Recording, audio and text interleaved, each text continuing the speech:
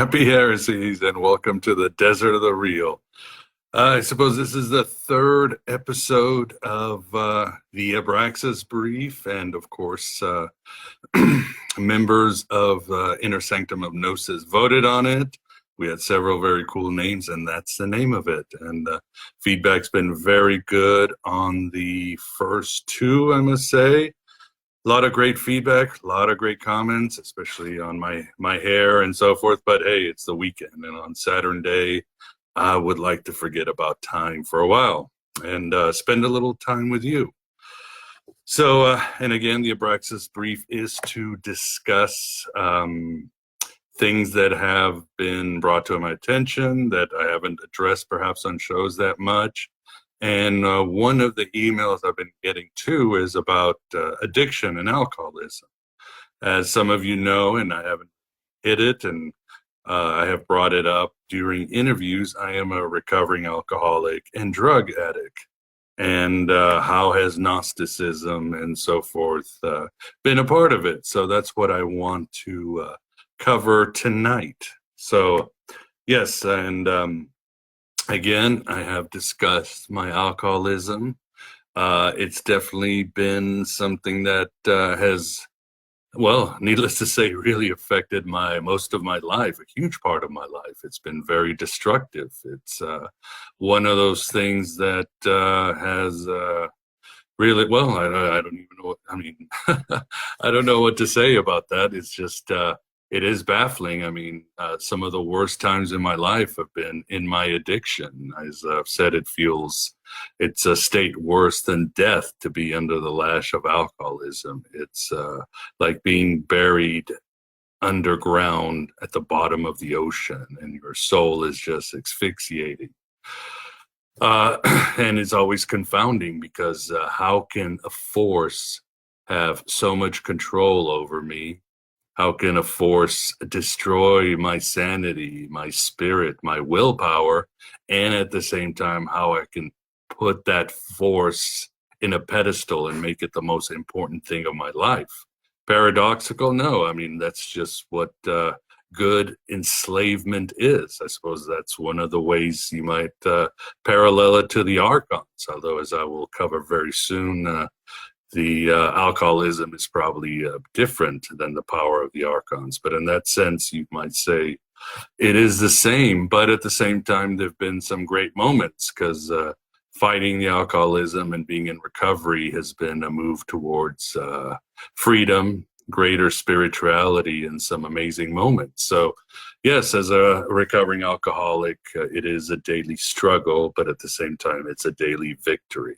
And it is a path, and there is an evolution to it. I mean, I would say during the 90s and so forth, I was pretty much your average junkie, drug dealer, the usual stuff. Or the usual stuff for me was alcohol, cocaine, marijuana, and really anything I could get my hands on. So there goes, as I'm sharing with you, I'm sure there goes my political career, or in this day and age, maybe this is what's really going to bolster my political career. But I went into recovery. I joined Alcoholics Anonymous, and it had great effects. Again, it's freedom. I think what did Eric Davis write in Technosis, that more than anything, the Gnostics were about unbridled, unapologetic freedom. And I think my struggle in alcoholism, really, that taste of freedom really informed me in how my life would go. My last relapse was about 6.5 years ago, and it wasn't the usual illegal drugs. It was prescriptions. That kind of caught me. It was Ritalin and Adderall. And damn, those are nice effects, but once that stuff was in me, again, the self-destructive force, the complete obsession with the feelings and the escape into this false reality, another false reality that is being high, took over. And unfortunately, I really did a number on my life, did a number on my family, and did a number on any pathways to the divine. But that's what happens. But I was able to get help, get back into spiritual life, get back into Alcoholics Anonymous, and as anything in life, especially spiritual paths, the more you put in, the more you're going to get out, and doubled up. So it really did well and really helped me. And yes, I was doing Aeon Bite back then. I can clearly remember doing some shows with some very lofty scholars, high as a kite, hallucinating, and so forth. So it was I would say it's embarrassing, but you can't really be embarrassed about things that eventually help you out. As what's that saying? Make sure that one day the pain will serve you, and I have made sure that this pain serves me, and worked harder to serve you with Aeon Bite and other aspects of my life. So that's about it. I don't want to get into what they call a drunkalogue in AA. I want to talk a little bit again about Carl Jung and Gnosticism, addiction, and alcoholism, and how they relate. As again, many people have sent me messages and so forth. So Alcoholics Anonymous is a spiritual movement, or sort of the very syncretic spirituality that you had in the 19th century, late 19th century, early 20th century.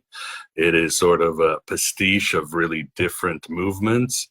When you read the book, for example, the book Alcoholics Anonymous will mention William James. It does mention Carl Jung. It mentions other, you might say, esoteric and philosophical leaders of the time. Bill W. or Bill Wilson, one of the founders of Alcoholics Anonymous and really the face of the movement, he was very influenced by mystical Christianity, by the works of St. Francis of Assisi. So again, Alcoholics Anonymous is that sort of type of boilerplate esoteric spirituality of the early 20th century. I think if you read the work of Mitch Horowitz and some of his blogs on Medium, even in his book, Occult America, you really see that it is a bona fide occult movement and not very, as many people think, of some sort of self-help or psychological movement. I think as Stephen Heller would call it, it's psycho-spiritual. It is about making the mind and the spirit better for a better life. And it is a confessional movement. Again, it is about really sharing your problems, really living a life of contemplation and a life of spiritual action. So that's Alcoholics in a nutshell. But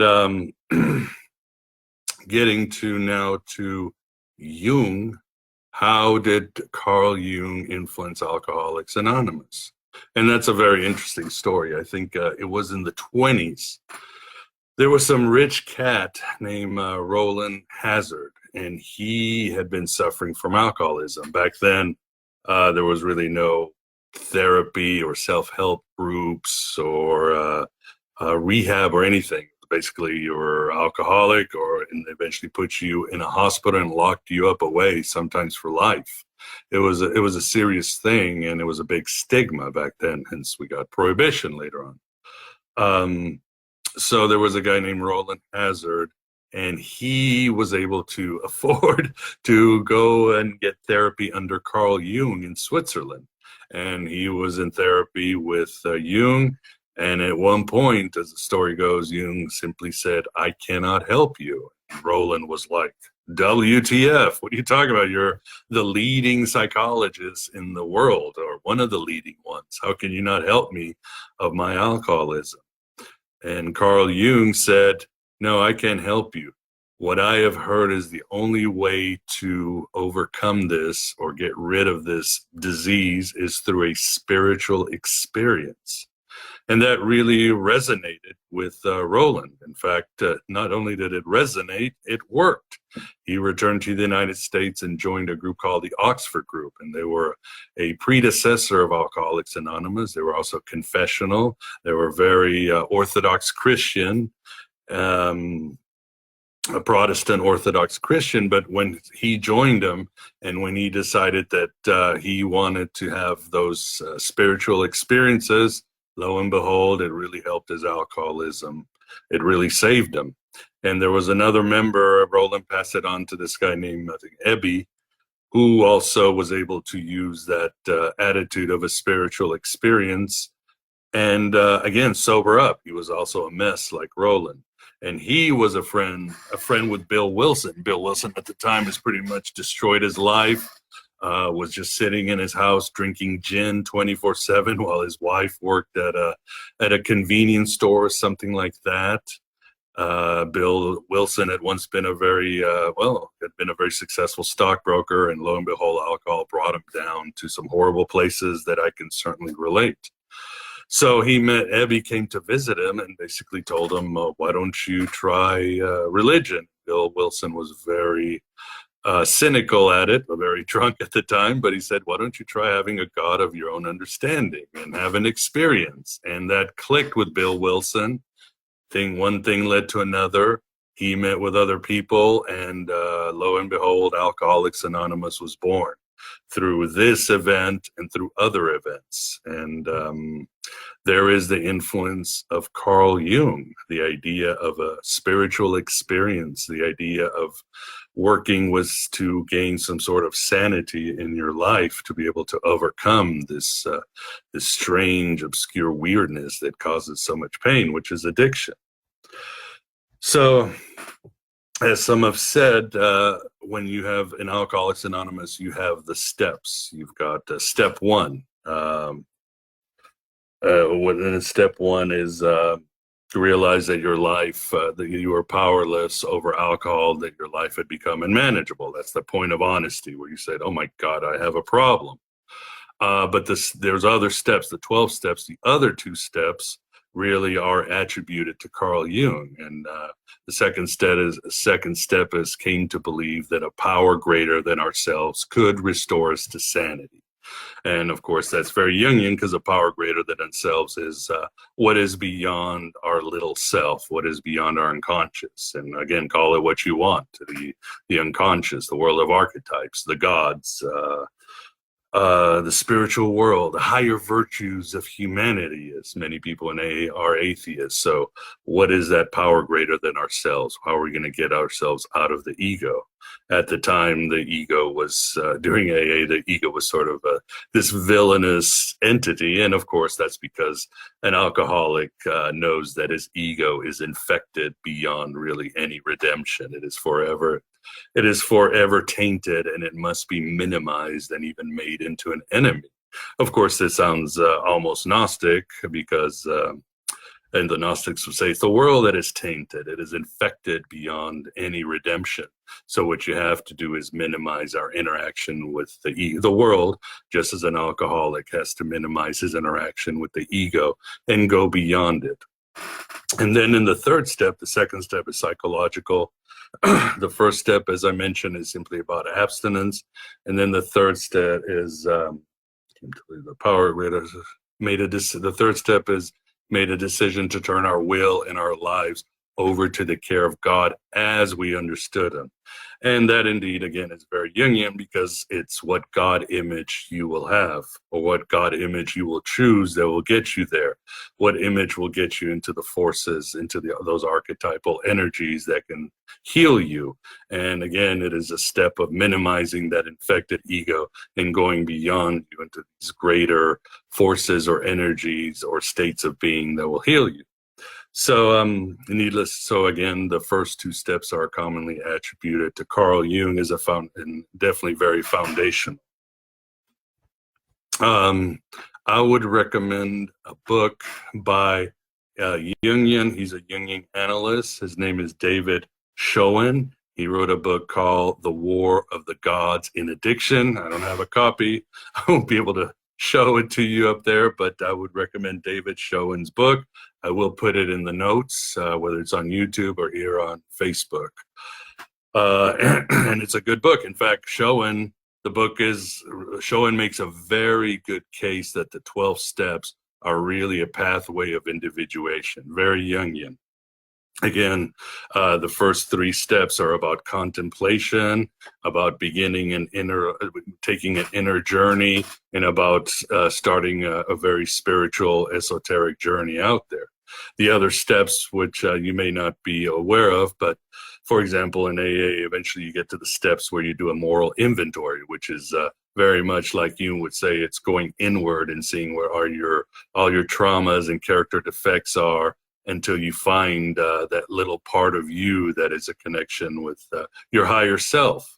And then after that, there is certain steps where you deal with making amends with the world, making amends with all the people you hurt, all the really terrible footprints you left on the world, and how to heal that. And then as you get towards the last steps, it really is about becoming the best version of yourself, the most useful person you can be in the world, and truly a person who is spiritually inclined and always looking for kindness, good actions, and so forth. So again, David Schoen makes a very good case of how the 12 steps in Alcoholics Anonymous are very parallel to Jung's ideas on individuation.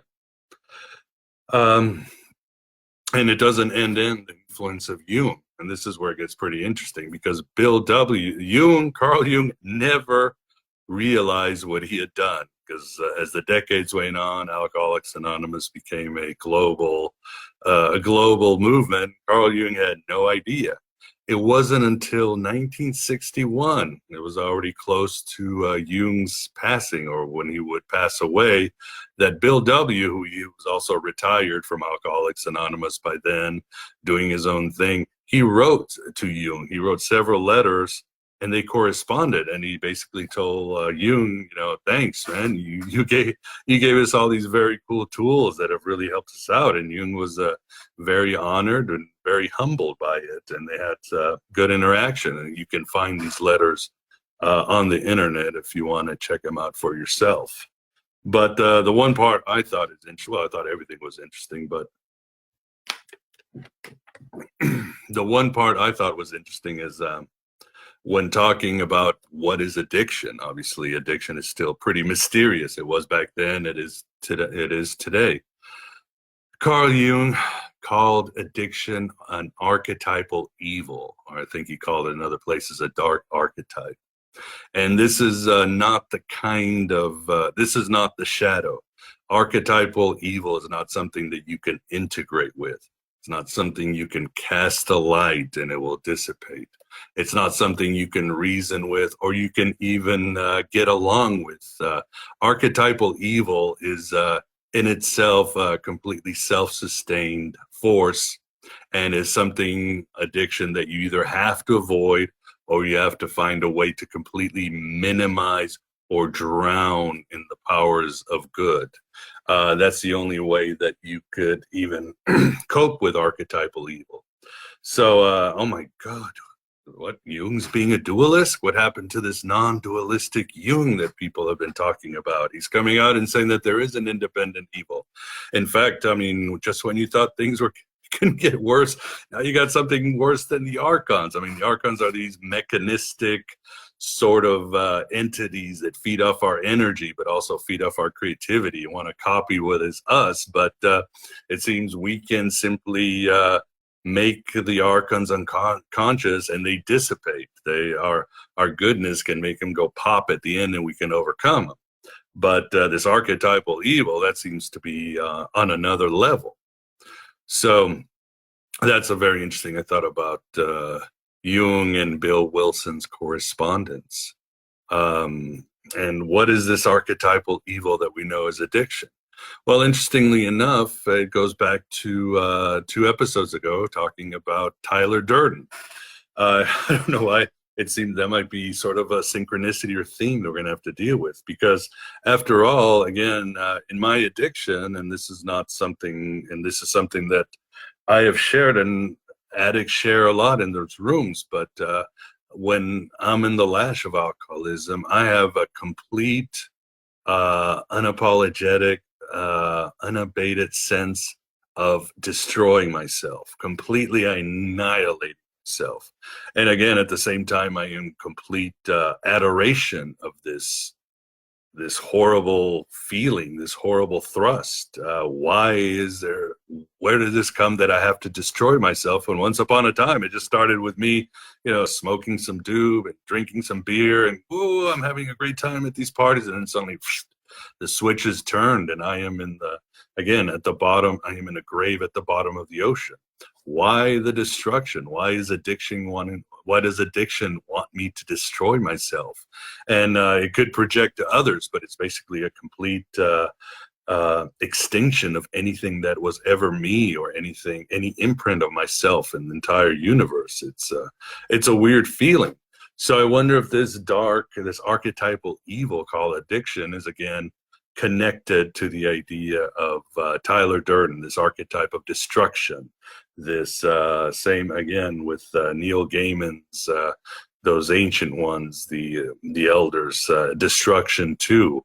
Is this part of this sort of independent force that throughout space and time and all planets, it doesn't matter what the species is, it wants to destroy and start over and destroy and start over. I guess you could say it might be Kali, but this seems to be even much higher and much more powerful. So I wonder if there is a connection with this. So again, I'm thinking of Tyler Durden as he's portrayed in Fight Club 2, not the Tyler Durden of the first Fight Club. Some interesting thoughts about destruction, and again, how archetypal evil might be actually different than the Archons or the Kelepoth and all that. You may disagree, and of course, this is just things I've been thinking about this week on addiction and alcoholism. So with that, how is AA like Gnosticism? Well, I'm sure some of you have probably caught some of the ideas. I mean, again, I talked about the ego being completely infected beyond redemption, which is an AA, and also in the same with the Gnostics. Our false selves cannot be redeemed. This world cannot be redeemed. We must go beyond it. We must transcend it and go and commune with higher states of being, our higher powers, God as we understood him, and so forth. And even the first step, I mean, admitted that we were powerless over alcohol, that our lives had become unmanageable. That's what I remember Jeremy Puma in his book about Gnosticism this way said: the only way you can deal with the world is when you finally realize how messed up the world is. Because if you take a break, then you'll be seduced by your phones and by the job and all that. But the Gnostic doesn't take a break. He doesn't pause. He sees the suffering in the world. He sees the darkness in the world, and all he can think about is how uncomfortable it makes him, how he doesn't belong, but also how he can help the world at every moment of the day, just as the alcoholic wants to help his sobriety, and he understands that for him to stay sober, he has to help other alcoholics or just other human beings. Again, it's a rescue operation. So in that way, it's of course very Gnostic, and AA and Gnosticism, it really is about the gnosis. I was even at a meeting where a guy started talking about the first step is gnosis, and this was like in an urban area in Chicago. I was very surprised, but it is true. It's information that saves us. What did Philip K. Dick? Since the universe is made of information, it is information that will save us. We did not fall because of a moral error. We fell because of an intellectual error. At some point, as I say in AA, my thinking went wrong. It broke down, and it is probably forever broken. It is not forever broken. In Gnosticism, what happens? The mind of God is broken down. He has lost his wisdom, like Zeus loses Athena and gets a headache, and she leaves him. And Zeus is never the same again. So, and of course, in Gnosticism, the healing of the human mind, in a way, helps heal the mind of God. And in an AA, it's the same thing. Our thinking is broken down. First, we have to fix our thinking so that we may take the right path. In a way, I guess you could say it's intellectual, but it's not at all. So that's it. It's the right information. It's that salvific information about how bad the world is, how bad our state is, and what we're going to do after that. And of course, then there's the action steps, which you'll find a lot of people often say, well, in Gnosticism, it's all about, well, man, suppressed by the archons and we're trapped in this world, dude. Okay, so what? Well, same thing as Roland Hazard. Same thing as Valentinus. You have to have a spiritual experience. You have the gnosis. You have the knowledge. There is a problem. Are you going to be honest with the problem of who you are and what this world is? Good. Now you have to have an experience to help you stay sober, help you stay awake.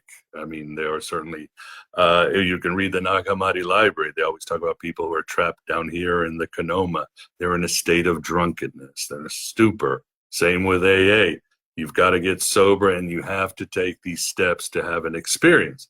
And of course, AA always has a slew of, a menu of different rituals and experiences you can have. How are you going to, as Joseph Campbell, reenact the myth, which is all what religion is. But by reenacting the myth, you become transparent to the transcendent. And that's how you start escaping, or at least getting out of this dark archetype of destruction, this infected, cancerous ego, and this world beyond redemption, which in a way you will redeem as you get the gnosis, as you have those experiences. So I think you could easily say those are the parallels between Alcoholics Anonymous and Gnosticism, and of course the joining thread, it would have to be Carl Jung, as well as the esoteric vibe of that late 19th century, early 20th century. I think I don't really have anything else to say. I hope it's always one of those things where I'll turn off the camera and then I'm driving in the morning somewhere and I'm like, I'm like Joe Pesci or something. I should have said this, I should have said that. But I think these themes are starting to come alive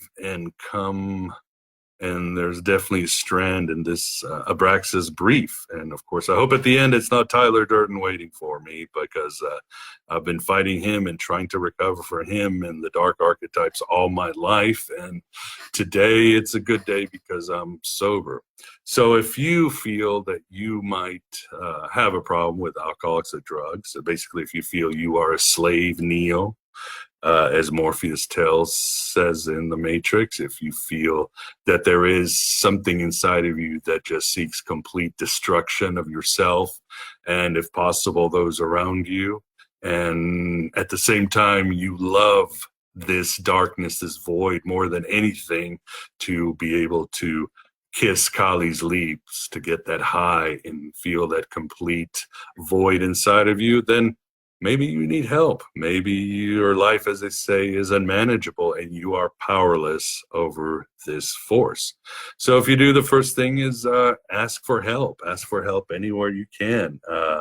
Think of gnosis, express yourself. Think of that knowledge you need to get yourself better. Ask for help, connect with others. I mean, Alcoholics Anonymous is also anarchists, like the Gnostics were, the ancient Gnostics were.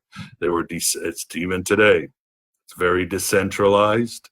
It's all about small lodges that meet all over the place in dark corners, church basements or places like that, just like the Gnostics were meeting in church basements too, or around churches, and very decentralized, very anarchic, but at the same time there is a common theme, which is recovery and the fighting of this eternal darkness, which has taken the form of addiction in the human race. So let's see what other form it takes, whoever takes over from us the next time. So yeah, please get help. Call somebody. Feel free to call me, message me, just do something, take that action, because the experience, you'll never look back, or you'll never regret that experience you can have, and you will make the world a better place just by dealing with your addictions and again, getting help. There's a huge strength in being humble, and there's a huge strength in asking for help, which is what the Gnostics and really all religions began, is asking for help from a power greater than themselves. So yeah, please get help. It's you're not alone. None of us are alone. So that'll do it for this, the Abraxas Brief. I hope you've enjoyed it, and I hope to do one soon. I think next week I might be busy. I think we're getting ready for the Halloween special. We'll be interviewing Scott and Christian Smith around this time, get our Halloween special ready so we can talk a lot about cool Gnostic ideas, like at least the version of Gnostic ideas of free will, death, the spirit world, and all that. So things are just getting more exciting. So this will conclude it for the Abraxas Brief for non-members. For patrons and people, you will get the Q&A that I will start right now with the wonderful members of the Inner Sanctum of Gnosis Facebook group. So thanks for being here, and let's see what the questions are.